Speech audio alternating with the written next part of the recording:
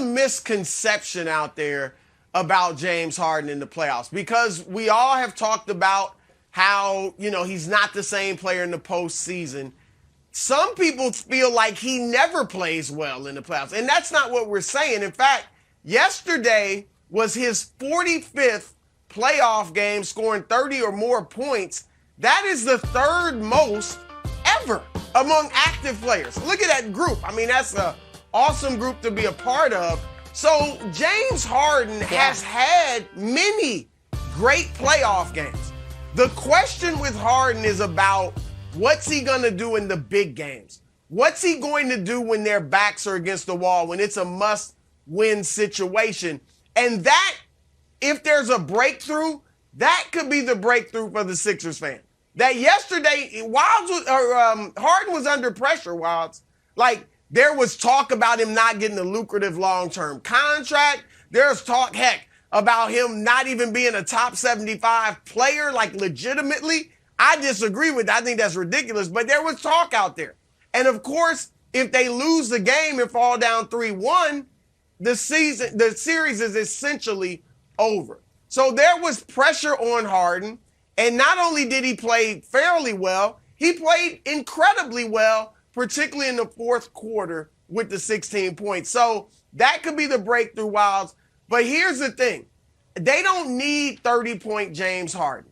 What they need is him to be fairly efficient. And yesterday shot 44%, which for him, that's efficient. Because what they can't have is Harden being bad and shooting horribly. And 7 of the 10 playoff games this year, Wilds, he has shot 40% or less. 7 of the 10. Right. In 6 of them, he was below 40%. So if he's just efficient, 20 points or so, you got Embiid, you got Maxey, you got Tobias Harris. They just need him to be aggressive as he was yesterday and efficient. And that's a good enough Harden, I think, to get past Miami. Okay, so I'm going to run a counter argument here, Broussard. If we did a blind celebration test, they have those food tests, and one's Pepsi's, one Coke, you can't tell the difference. And you didn't know how many points James Harden scored in the game.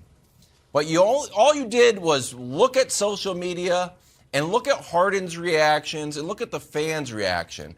And I said, Nick, how many points did James Harden say you score? You'd be like, whew, I don't know. Did he put up a 50-piece? Did he put up 40? Nope, just 31 points. Just kind of what's expected of a guy who might get $200 million plus. It was his most aggressive game, which we've been asking for him to do. Come out and play aggressive. We can show the full screen. 31 points is the second most he's had as a Philadelphia 76er. When you look at his shot attempts, that's also second most. That's what I want. 3-point attempts, 10. That's second most. So I think this is the Harden that we want to see. I get what you're saying, just to be more efficient. But the celebration in the sort of collective exhale from Sixers faithful, yes, this is the guy.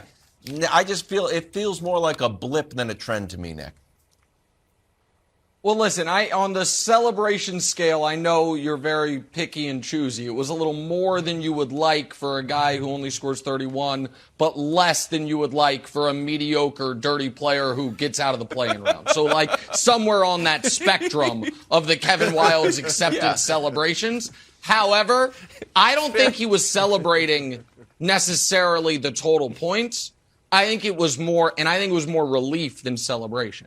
I think it was the first time James Harden in months has felt like he thinks he should feel like. However, if you're Philly, I've got some sweet and some sour, I guess, here for you. The sour is you cannot expect this type of performance again because, Brew, I tweeted it during the game, and then I had Dusty check it, and my inclination was correct. This is literally his best playoff fourth quarter in a close game ever. The most points he's ever scored in a playoff fourth quarter that wasn't in a blowout. So the idea, Harden might score 30 again, but the idea that he's going to carry you like this down the stretch, he's been in the league more than a decade. Right. He's never had a game quite like this one, a close playoff game late. So that's not sustainable. But here's what is sustainable, Brew. And here's why I picked Philly to win the series before the playoffs. And my only trepidation was if Embiid was going to miss the whole series. Obviously, they were drawing dead. Miami has no answer for Embiid.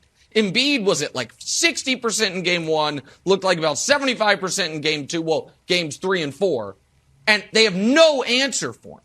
I think Philly absolutely could win 4 straight if Embiid continues to get healthier. Miami's doing this weird thing where they have no shooting, and Duncan Robinson, who hit 8 threes and makes $18 million a year in the first game of the playoffs, he's played 44 playoff minutes in the 8 games since. He's played 1 minute in this series. Right. Listen, Miami, I know heat culture, defense, toughness, all that stuff. You got to have some shooting. You can't have Gabe Vincent and Max Strus out there firing up threes when you got an $18 million a year marksman who was awesome in the first game of the playoffs with glued to the bench. So Miami, let me say something, bro, that people aren't saying, and I couldn't believe I would say it.